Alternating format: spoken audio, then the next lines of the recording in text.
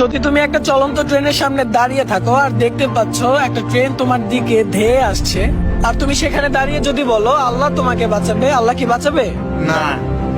তোমার পেটে ক্ষুধা আছে, খাবার সামনে রাখা আছে, তুমি খাবার না খেয়ে যদি বলো আল্লাহ তোমাকে খাইয়ে দিয়ে যাবে, আল্লাহ কি খাইয়ে দিয়ে যাবে?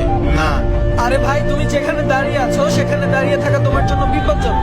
সরে যাও, সেটা রিলেশনশিপ হোক অথবা রেল লাইন হোক।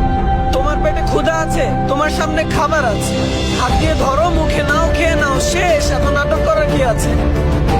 একটা পাত্রে সাদা রঙের 10টা বল রাখো, আর সেখান থেকে একটা বল সরিয়ে একটা লাল রঙের বল রেখে দাও। সবার প্রথমে কোন বলটার দিকে নজর যাবে? লালটা।